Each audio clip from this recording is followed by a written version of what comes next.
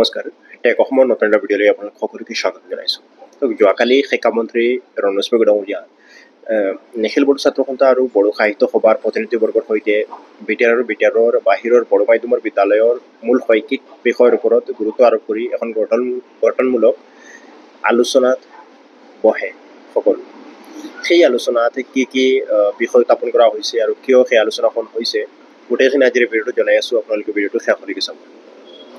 পেঞ্চাৰ বিদ্যালয়সমূহৰ আধাৰীকৰণ সম্পৰ্কে বা শিক্ষা বিভাগৰ লগত জড়িত বিভিন্ন ধৰণৰ ইনফৰমেশ্যনবোৰ মই আপোনালোকক এই চেনেলটোৰ জৰিয়তে দি গৈ আছোঁ, আগলৈকেও দি গৈ থাকিম।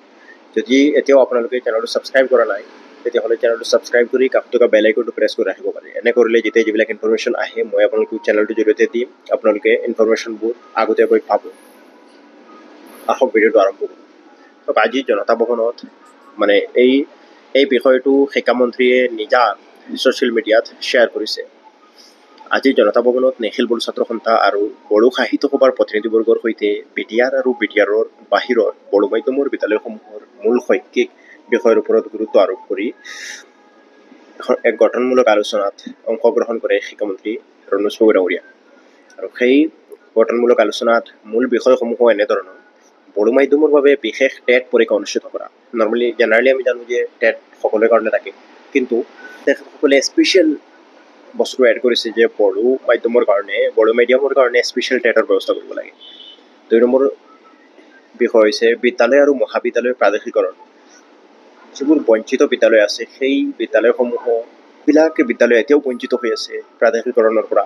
সেই বিদ্যালয় আৰু মহাবিদ্যালয়সমূহ প্ৰাদেশিকৰণ কৰিব লাগে। 3 নম্বৰ হৈছে হাইস্কুলসমূহ উচ্চতৰ মাধ্যমিকলৈ উন্নীত কৰা। কিছুমান হাইস্কুল উচ্চতৰ মাধ্যমিকলৈ উন্নীতকৰণ কৰিবৰ কাৰণে তেখেতসকলে বিষয়টো উত্থাপন কৰিছে। চাওকগৈ, এনেকুৱা ঠাইতো কিছুমান আছে, এখন হাইস্কুল আৰু এখন উচ্চতৰ মাধ্যমিকৰ বিদ্যালয়ৰ মাজত দূৰত্ব কেতিয়াবা অধিক থাকে। হাইস্কুল পাছ কৰাৰ পিছত ছাত্ৰ ছাত্ৰীসকলে উচ্চতৰ মাধ্যমিকৰ কাৰণে উচ্চ শিক্ষাৰ কাৰণে বহু দূৰ দূৰণিলৈ যাবলগীয়া হয়।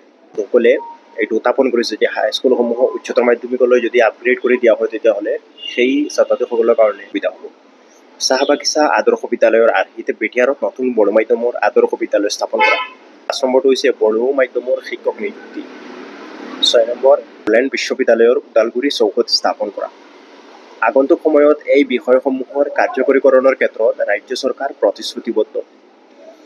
এই বিষয়সমূহ উত্থাপন কৰাৰ পাছত সেই গঠনমূলক আলোচনাত এই বিষয়সমূহ উত্থাপন কৰাৰ পাছত শিক্ষামন্ত্ৰী ৰণোজ পেগু ডাঙৰীয়াই এই বিষয়সমূহৰ সদৰে গ্ৰহণ কৰিছে আৰু আগন্তুক সময়ত অসম চৰকাৰৰ ফালৰ পৰা সেইটো কাৰ্যকৰী কৰিবৰ কাৰণে প্ৰতিশ্ৰুতিবদ্ধ হৈছে।